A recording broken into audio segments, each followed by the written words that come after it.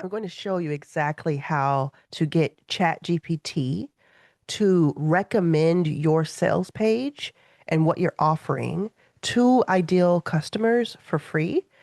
It's part of this playbook that I created for my $6,000 a year group that I have of 95 people who are in it. I printed this out. I gave it to them in person. And this is one section of it. There are about 9 pages of this 50 plus book, playbook that talks about this specifically. Now, I did this a couple of months ago, but I wanted to share it with you now because it's more important than ever to do this. And I don't even know if people know you can do this. So, what we're going to do is I'm going to show you exactly how to do it, tell you what's going on so that you can do it right now for free. And I want you to tell me how it works for you. Now, before we get started, it's extremely important that you're locked in. Take notes on this video. This is not just like a video for the sake of it. This is like if you paid me thousands of dollars, you'll get this information. So I want you to take notes and I want you to watch the video more than once if you need to. Pause, do the thing. Second thing is I want you to implement, meaning do something about this video. I'm going to tell you tactically very specific things to do. So if you do some of these things, then, chances are that it will work for you. I can't guarantee anything that you'll make money, but I can tell you that this is information that people are using to make money. The third thing I want you to do is I want you to subscribe to this video right now. Just subscribe to this channel. Right below here, there's a subscribe button. If you're on TV, you can still do it. I watch everything on YouTube on TV, so I know that. You can subscribe right now. Some people just forget to subscribe or they don't realize they're not subscribed. So check right now, pause this right now, see if you're subscribed. And if you aren't, go ahead and do that for me. And then what you could do too is like this video so that more people can see it. Okay, because you're gonna want more people to see this. All right. So first of all, let's just talk about ChatGPT and what it does and what we think it does. Right now, ChatGPT it's a place you go and you ask it questions. It can even do it can strategize with you, it can brainstorm, it can draft things. I use it for math now. It's gotten better at that, basic math. But one thing that it's doing that a lot of people don't know, like ask some of your friends if they know this. That's how you'll know if you're an early adopter or not, okay? What it does is that it actually surfaces just people's websites and what they're doing. Now, you may have heard about during the Super Bowl, there's this whole thing where it's like announced that ChatGPT is going to start running ads. And I think it already has started running ads. And that's, part of its business model. It's going to make money any way it can. The ads are separate from what it's surfacing in its answers. So don't kind of conflate the two. Don't confuse the two. This is separate. With the way that it works is that you can think of it a little bit like Google because what people are doing more and more often is they're going to ChatGPT for things they used to go to Google for. And sometimes like I do this, I don't know if you do this, but I'll ask both because I'm just looking for my answer and it helps me to just like get the answer and sometimes, you want to be more sure. So ChatGPT is just used like billions of times, in a given time period. And that makes it really ripe for surfacing the best and the most accurate information when it's doing its job, when it's working correctly. So buyers are now asking ChatGPT questions like, what is the best membership for women who are entrepreneurs? What is the best AI for me to do XYZ? What is the best YouTube channel for me to do XYZ? Now, those are direct questions that are asked all the time in the millions. So if that were just that, that would be incredible. But also what ChatGPT is doing is saying, well, based on this question, this other question that someone asked, maybe they need this help and they don't even realize they need to be looking for this. So I'm going to show it to them. Use it, and when you do deep dives, when you do searches, watch what ChatGPT is doing when it does that kind of grayed out text. It's going through like dozens of sources to find the answers for you when it's doing a web search or a deep dive or just answering a question sometimes. And what you want to be able to do, and this is what I'm going to show you how to do for free, you want to be able to be one of those sources because then it'll bring it back to the person and it might even cite you. And a lot of times it will cite you. So here are three things that ChatGPT needs in order to recommend you. Okay. And what I'm going to do actually is, like I said, this is from being in my inner circle. You got this. So if you're not in my inner circle, if you're in my inner circle, go look at this because you have a copy of it, even if it's on PDF, and just pour through it. There's case studies. There's all kinds of awesome stuff.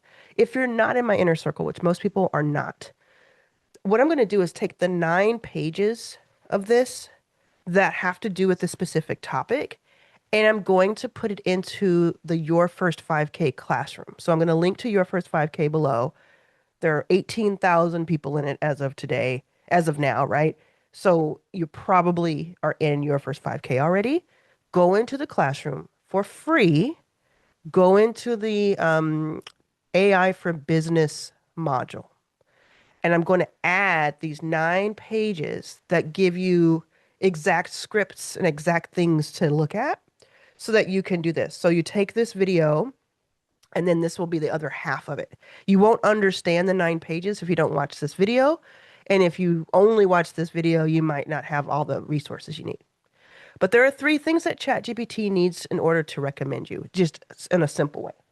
The first is that it needs clear category language for you. So we always talk about, like, I tell you, don't just call your school or call your offer or your calls. Don't call them like the butterfly in you, right? Like those flowery words are nice, but they should be inside of your offer rather than describing your offer because people don't know what that means. I say the same thing for YouTube thumbnails and titles. This title was very specific. So you knew what you were getting into, and then I'm teaching you what I said I would.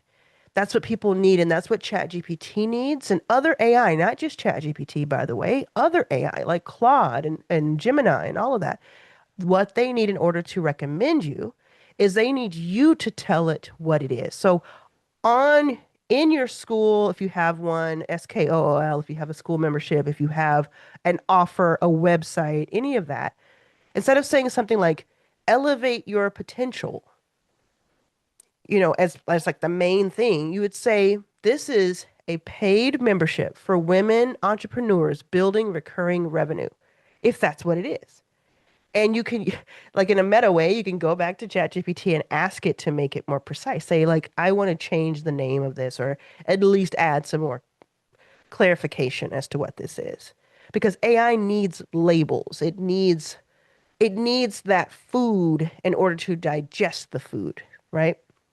So I want you to add one plain category sentence to the top of your sales page. You can call it something, but definitely have it like this at least a subheading that is like very straightforward. The second thing that ChatGPT needs is a structured problem to outcome framing. So it likes when pages clearly answer these 3 questions, and write these questions down. If you haven't been taking notes, this is the time to do it. Okay, because if you don't take notes and you don't really get into this, you're just consuming like it's Netflix. And I need you to know this information. It's readily available for us all right here. Okay? So you're going to these 3 questions is what AI wants to be able to answer clearly. And this is number 2 on the list of 3 things. They want to know, who is your offer for? What problem does it solve? And what result does it produce? Say that back to me in the comments. Say it like I'm at a classroom, board or something. Who is this for? What problem does it solve? And what result does it produce? So you can add a block to your page, to your about page on school, or to your website, your sales page. And by the way, I'm going to tell you what you're going to add. But by the way, if you stick around, I'm going to also show you how to create this if you don't already have one, like a sales page, how to do that pretty quickly and easily. And it's going to be like so much more converting. I can't guarantee, but on YouTube, but it could be more converting than your normal. So you can add a block today. You could pause this after I say this and do this that says who this is for, who this is not for, and what changes if you join. And I don't mean you just answer those questions. I mean you can actually have those as category names. Who this is for, and then you have a paragraph about who it's for. I did this more recently on a page. Who this is not for. Most people do not put who this is not for on their sales page because they're trying to get as much money as possible, so they don't want to offend anybody. Listen, the best thing you can do, one of the best things you could do is filter and let someone know this is not for them. And what you're really doing, if we're being honest, is that you're just reconfirming and making someone who is right for you feel more connected to you. So you're not really, it's not really worrisome that a few people may say, oh, that's not me, I'm not there yet, or that's, I don't identify. It's more important that the people who do identify but are kind of just waffling are like locked in. They're like, oh, this is for me, and that is, it's not for this other group, and I'm not in that other group, so this works. So you want to do that anyway. And then what changes if you join? So you could have a category that says what changes if you join or what changes if you purchase or etc. This will make you machine readable because these are ultimately machines. These AI platforms ultimately are machines, okay? And then the third thing that AI needs, ChatGPT needs, is public, let's call it crawlable or scrapable authority. So AI pulls from public information. That's what happens all day long. When you try, if you try to do something that's like, hey, I need this person's address, and it's like not a public address, ChatGPT is not going to get it for you because it's not trying to be illegal. It's is though pouring through all the publicly available information, and it can scrape or crawl through that. Is how they kind of, talk about it. So what it's looking for are things like blog posts. Yes, still blog posts are important. YouTube descriptions. This one is so underrated because most people are not really tapped into YouTube the way they should be. But YouTube descriptions, titles, press mentions, so you can get press, and I'll have another video about that soon where you can get some great press. And let me know in the comments if you want me to publish that video because I do have one in mind about press. And then consistent bios, and then repeated phrasing across platforms. And another thing is, and it mentions it here in this section, these 9 pages. What also happens is that the YouTube transcripts automatically become public, just kind of like in online basically. And ChatGPT can scrape most of those. So it's one more reason for you to have YouTube videos, even if you're not getting a ton of views, because it might be helping you get customers a different way and you don't even realize it. So don't think of things as just like very clear cut, black and white. You never know what's actually happening.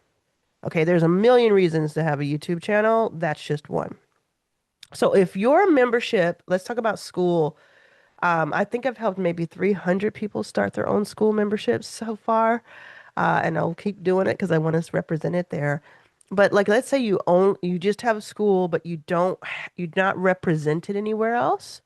You want to start thinking about having content online through a blog, through YouTube, through your own website that is your name. And again, I'll show you in a moment how to do that if you want to do that one that's your name or, do something on your site. So what you can do right now is you can create a public blog post that is called, and I'm going to give you the name, so write this down. What is, and then like name your offer and who it's for. Like it's literally called that. So let's say your offer is a 3-day retreat. I don't know if that's very relatable, but let's just say it's a 3-day retreat. What is the soft pattern retreat and who it's for? So whatever your offer is, if your offer is a school, what is your first 5K and who it's for? And you would create a blog post about that. Like that's the first blog post you could put up if you're not sure what to post. Okay, so you want to show up basically. You want to give ChatGPT a reason to find you. Okay. So this is, I'm going to give you a very specific sentence as well right now that I just um, posted myself and I have some notes here. Write this down or type this out. Okay. So you're going to say, this is um, you're going to kind of replace the word category or niche for this type of audience who want to see this result. So you can say, this is a school for women of color entrepreneurs who want to make their first 5K. You could say that, right? I mean, that's not all the only people in your first 5K, but I'm using it as an example because they are my target audience. If you put that on your site over time, the first day or two, it's just getting, you know, into the world, into that website. And then over days and weeks, it starts to become crawlable, scrapable. So for an example, I could say this is a paid school membership for women entrepreneurs who want to build their first 5K and recurring revenue. It's simple and direct, but it says what ChatGPT can't read your mind to hear. Let me know in the comments if this is making sense so far, because I'm not done yet. I have some more. Let me know if so far this is just making sense for you. Okay. So you don't want to just have just a bunch of stuff. You want it to be very specific and you want it to be helpful always. There's another blog post type that you could make. And when I say blog post, I'm thinking you have a website. It may have like your about page. It may have this, that, and the other. It may link off to something that you offer, but you're also going to add like your own thoughts to it. And you could embed some of your YouTube videos, but you could also have written form. This is what most people are not doing or don't know to do right now because it feels a little bit like retro, but it's what is needed right this moment. Okay, so here's another blog post you can create. The best, and then put your niche or category for this audience in 2026 or 2027 or whatever year it is that you see this. So the best memberships for women of color entrepreneurs in 2026. The best salons for busy professionals in 2026. Whatever you're a part of, you write a blog post that's the kind of a top 10 list. Yes, you include others in it, but you highlight yourself. And you've also now have more food for ChatGPT to consume. All right. So when you talk about blogs, I'm going to get specific on blogging, and I'm going to show you just a second how to do this like really simply.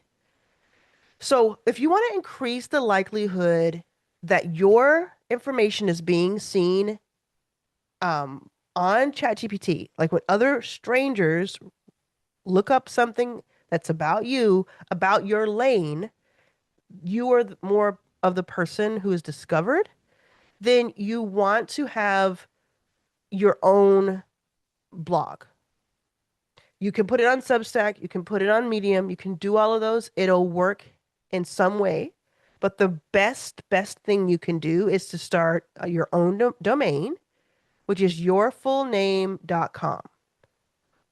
And the reason you want it to be yourfullname.com and not the name of your offer is because you want it to be like no matter what offer you have, no matter what you're doing, you want this consistent place.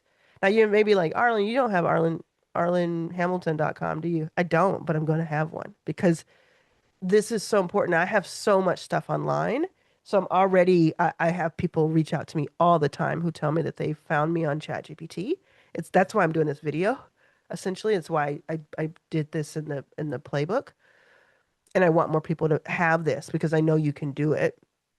But I'm always going to go to the edge, right? I'm always going to be as edgy as possible when it comes to like being right where I should be. So within hours, you'll see that pop up. Now, YouTube videos do help you because of the way that the transcriptions can be read. So when you think about your YouTube videos, you want to be very specific about the titles, about the descriptions. You want to have your name, and especially if you use your full name always, I mean, I don't love my full, I mean, it's not that I don't love it. How should I say this? I don't necessarily need to have my last name everywhere. I like using my first name. Um, but I always kind of remind myself, put your last name when you can, because you're just building authority in that lane. And this is what this is all about ultimately, building authority so that someone knows you are the person to go to when it comes to this topic. Okay, if you're still with me, if it's still making sense to you, if this is helping you in any way, in the comments, I want you to say code word. Let me look around.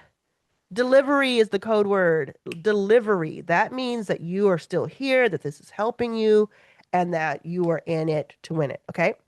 So we want people to associate your name. We want them to associate with what kind of overarching niche you're in. Like, if it's YouTube, is it memberships? Is it entrepreneurship at large? Publishing? What is that thing? And yes, it can be coaching, but we would much prefer that it was more specific. Then, if we can get people to associate you with um, a platform or something. Like, people associate me with YouTube now. They associate me with school. And now more recently they associate me with Stan. These are all really good things because like I had some people make a comment this week and they were like, you're the mayor of school, like it's very specific. These are things that I want them to associate me with bigger things, with things that have millions of users and millions of views. I certainly want them to think of me because it just lifts me, lifts me, lifts me. And if we can just have one of those, you'd be good. You also want to be associated with a couple of keywords. Like, I could be associated with like recurring revenue or your first 5K, things like that. Like, I'm going to help you as a beginner. I'm going to help you obviously as an advanced. I've helped people make millions of dollars, but I think most people know me for that beginner stage, and of course some people know me from investing because I've invested in more than 200 companies, but most people who find me on YouTube don't know that part of my life until I start talking to them about it inside and they do some research. And more I'm being, associated with practical AI. That's why I use the word practical, because I want to control the narrative of what type of AI I'm associated with. Right? I could just be AI, but I mean, there's thousands or millions of people talking about AI. I want to be associated with practical AI. I want to be associated with AI prompts because I have Prompt Shop in a box, which makes it super simple for you to create prompts and resell my best-selling prompts. And it's like, I just want you to think of AI prompts when you think of me. So there's these different things you want to kind of connect. Think about me and think about what you associate me with. And then think about what can you be associated with? So you want to have a structured blog post title, clear category, clear audience, clear outcome. You want to be differentiated. And then here is a big piece that's going to come up a couple times in the last few minutes here. Your FAQ section. FAQ, frequently asked questions. This is probably the most overlooked, underutilized thing on anybody's website.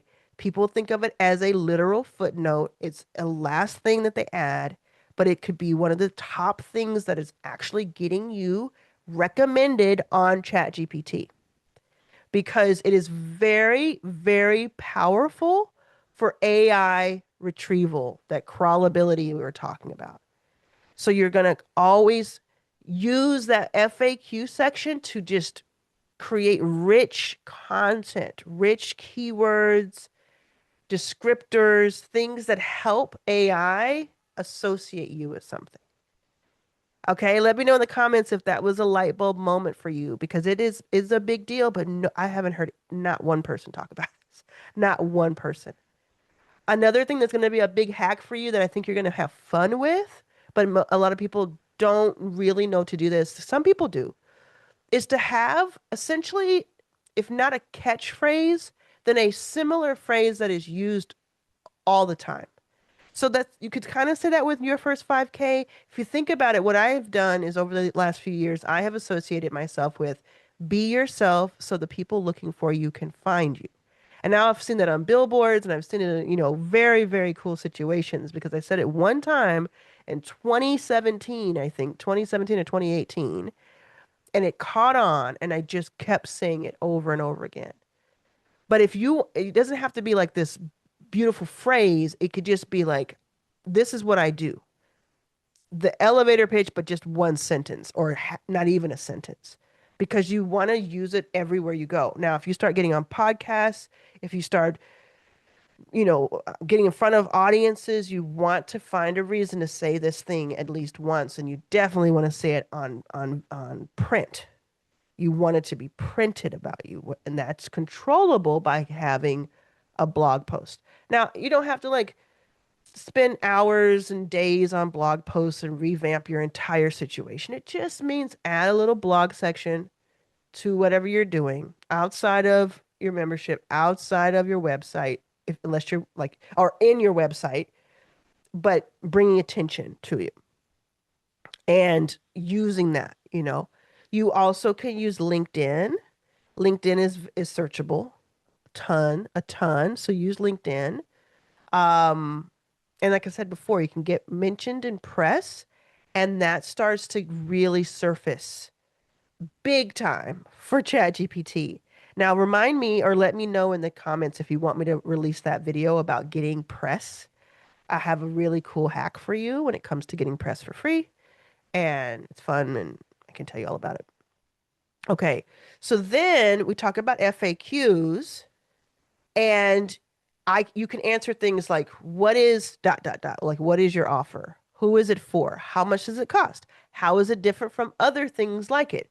Who runs it? Do the about me thing again. Even if you feel like, oh, everybody knows me because I've been around for a few years. Baby, baby, baby. Every single day, thousands of people are discovering me on YouTube. Like right now, there are hundreds or thousands of people who are watching this video over a certain amount of time who have never heard of me before. They're like, does she have a cold? Does she normally talk like this? The answer is yes, I do have a cold. What's going on? What's that thing behind her? Does it say your first million? Yes, it does. Arlan Hamilton. Okay. They're just discovering me. Many of them will only look at this video, won't make it to this point. They'll go away because it's something that doesn't work. But most of them, not most, but me, good percentage will watch another video and then another, and then eventually come into my world. Your first 5K for free, buy an offer, see me at 2 weeks from now and see another video and really want to, oh my gosh, I'm watching 10 of your videos. I always assume people don't know me when I'm making these videos. Sometimes I'll say, and obviously, but really what I believe is that most people watching my videos, because I can see the statistics on YouTube Studio that tells me these percentages of people do not know you already. So you want to find more excuses to talk about yourself. I know that's tough for some people. Different cultures, different ways you grew up say you're not supposed to brag or talk about yourself. But let me tell you, it's the leverage you have. And you have to make a decision. Do I want to be prim and proper and not come across as boastful? Or do I want to put food on the table and provide for myself and for my family and maybe even have more than we necessarily need? You have to make those decisions. And I'm telling you, being braggy and being boastful makes money. And it gets you out there because who else is? Who else is over there? Unless you have like a PR team, more power to you. You can sit back in the cut, let them do the work, let them talk you up. But you do two things to make money, multiple things, but I'll tell you two of them. You brag about yourself, and then you make a product that is so good, a service product that is so good that customers talk about it and bring other customers to you. It's as simple as that. So you got to do at least one of those. And if you do both of them, you're pretty much set. Now, one thing I wanted to tell you, I've been kind of telling you this whole time, I want to show you just a little bit of a hack, is this is the perfect use case for something like Lovable. I love Lovable. They're not sponsoring this video in any way, shape, or form. I'm not going to even put my affiliate link up. I just think You should look up Lovable, Lovable. Yeah, I was with my brother the last few days in Florida, was speaking, and I said you should, he's like, oh, you were talking about this thing Lovable on stage. He said, what is it? And I told him, you just type in sentences and then it makes websites for you. That's really what it is. He said, oh, I'm not really good at that kind of thing. I don't think I should do it. And I was like, no, the cool thing is you don't have to be technical at all. Like you don't have to even drag and drop. All you have to do is if you can write an email, if you can write a text, if you can write a text, you can use Lovable. Because all you have to do is type in a sentence or a paragraph that just describes what you want the page to look like and do. And then it'll work for 5 to 7 minutes and it'll make it. And then you can add to it and say, oh, I want to change the color. I want to add this section. Or can you make it so that I can add a video? Or are there sound effects? Can I do like you can just start asking it questions like, what else can I add to this?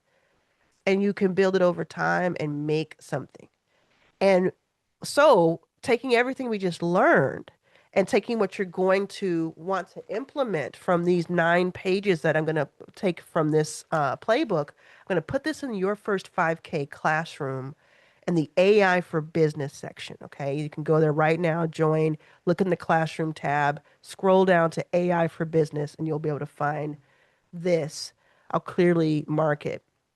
What you're going to want to do if you don't have a website is you can start a Lovable page and just start building and, add your blog posts and do the things that I mentioned. Put your pictures up, put those different headlines up that I told you to do. And when you go to publish it, it says publish it as a Lovable page or as a custom page.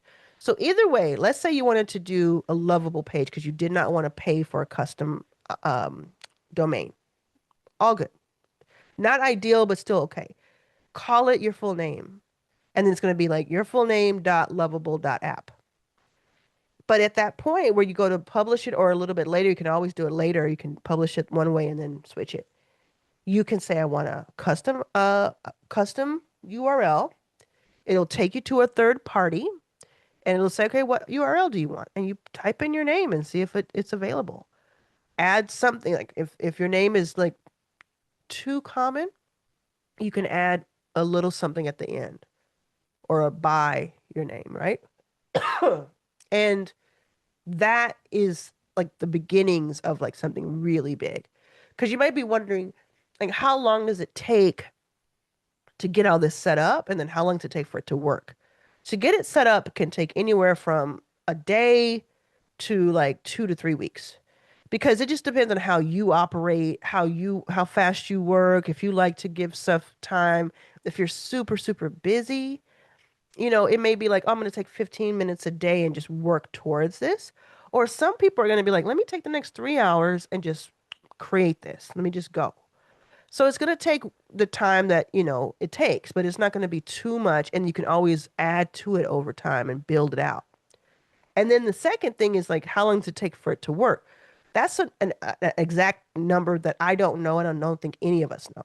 Because what's happening is millions and millions and millions of people are using ChatGPT and other AI large language models, LLMs, like ChatGPT, Claude, etc. They're using that every single day. And just like Google, they're searching stuff. So it's almost like saying, are people looking me up? Well, you can look up, things that have been looked up. You can look up your name. With ChatGPT, it could be that let's say you got this spun up in the next 24 hours and it had 3 blog posts on it and it was like really doing something. You already had some YouTube videos and you already had some other stuff. It could be that in the next like 7 days, somebody is searching for something that is associated with you and it pops up. It also could be true that it takes you about a month to get everything kind of optimized, and then it takes another 2 to 3 months for people to start to be crawled and really find the right person. But to me, it's like it's going to happen this year. I'm doing it. If it's going to help me this year, I'm on the case. Let's go. If it's going to help me in the next few months, let's go. Especially because by and large, this is free. You may have to pay a few dollars a month for Lovable if you decide to go that route. But other than that, free to use ChatGPT up until a point, free to, jump on, do something where you're like doing a YouTube at the very least, right? Don't give me excuses. Don't say, well, I can't afford the this, that, and the other. Okay, don't do the this, that, and the other right now. Make it a plan that you will, but do the thing that's for free first before you tell me you can't afford the other stuff. And then keep going and get optimized. So the percentage, I'm going to guess that 5% of the people who watched to this part are going to actually go and download this 9-page um, part of this workbook, and you're going to actually use it. You're going to be ahead of the game. You're going to be ahead of the game because, first of all, money loves speed. Type that in the comments below if you hear that. Money loves speed. First of all, that. And second of all, every day, I meet hundreds of you. I talk to hundreds of you because I'm online or I'm in person, and it's the same thing over and over and over, which is some people make excuses and some people make money. So you have to decide which one yours is. Are you someone who makes money? Or are you someone who makes excuses? Because no matter what you have written to me in your comments, no matter what you have said, there is a way. There is a way to change your circumstances, and I need you to do that. Otherwise, I don't know why you're watching my videos. I'm just being real with you, and I'm not trying to be rude at all. I'm just like, if you're not willing to try to change your circumstances, like so many of you are, like so many of you are just like, yes, I'm going to change these circumstances, then why you're watching my videos if you're not willing to? You can either make money or you can make excuses. You can't do both.